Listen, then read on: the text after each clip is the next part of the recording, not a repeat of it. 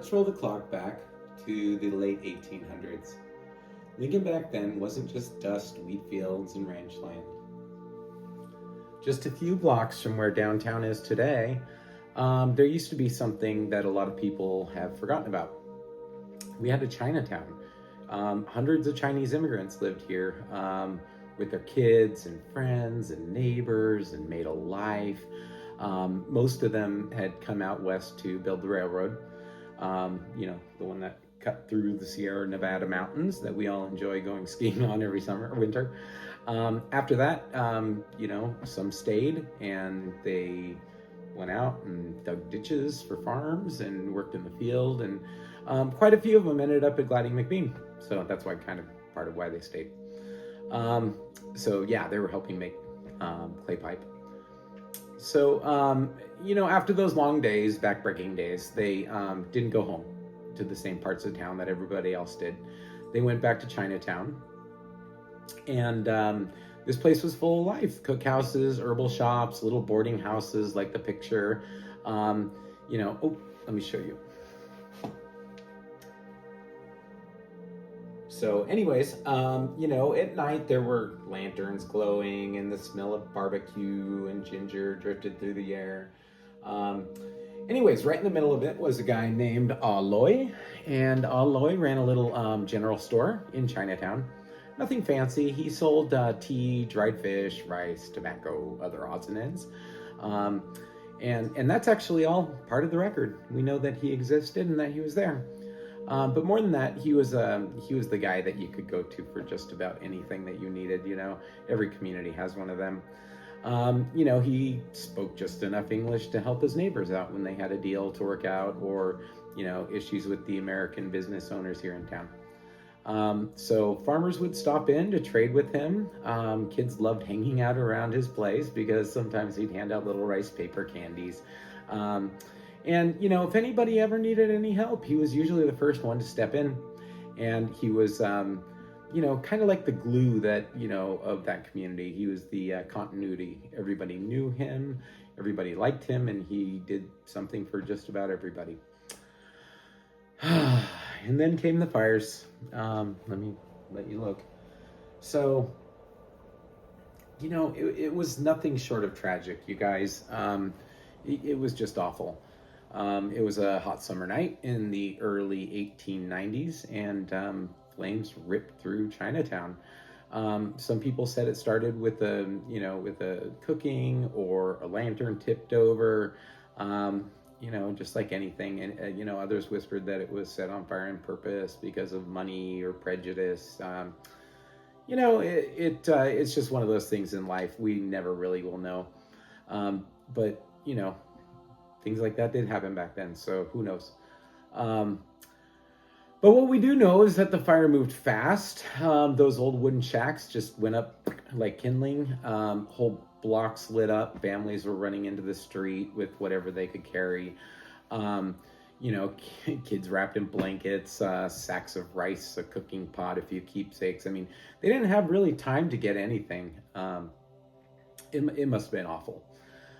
Aloy, people saw him racing back and forth. He tried to, haul water and, pull his shop ledgers, which he actually must have gotten because that's how we know he's on the record.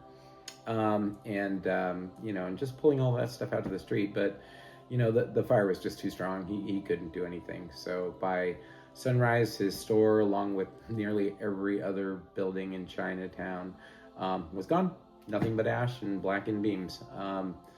In the days that followed, people remembered him, walking through the ruins and trying to find things for his friends and family. His clothes were filthy, and his face was dark with soot, and he really couldn't talk much. I mean, it has to have been traumatizing for the guy.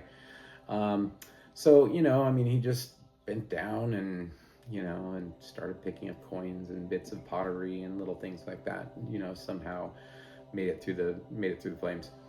And then little by little, Chinatown emptied out. The families left for Sacramento or moved down to San Francisco, or a few of them went all the way back to China. The neighborhoods, that they left. They were so alive, and then they were gone in a matter of weeks. It's a really sad thing. Aloy, he stuck around for a while, but eventually he left too, closed his business and left.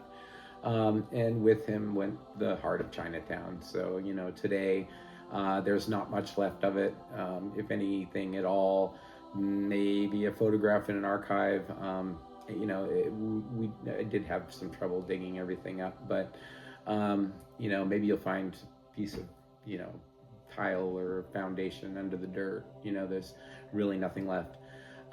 If you dig into the old records, though, you'll sometimes see his name in there, and whether it's just a quick scribble for his name on a ledger or something like that.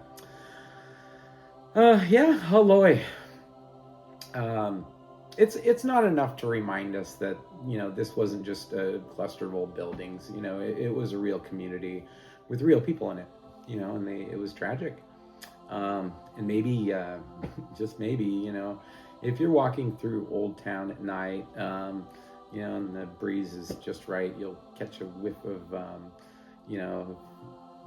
ginger, and hear the faint pop of firecrackers. Some people say it's just Lincoln Chinese restaurant cooking. Something delicious, of course. Go try them out. They're really good, and they've done some renovations in the past few years, and I got to tell you, it's delicious. So, others just say it's a memory of a neighborhood that refuses to be forgotten.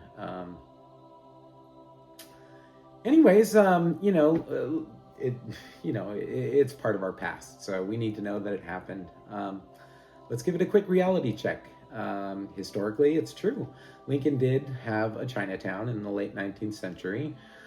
Chinese merchant Aloy really did run a shop and act as an interpreter and help the community. Our Chinatown was destroyed by fire in 1890s, and after that, most of the Chinese residents left Lincoln.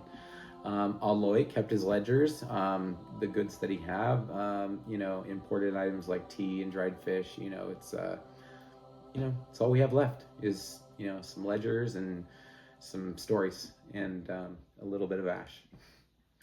Thanks, guys.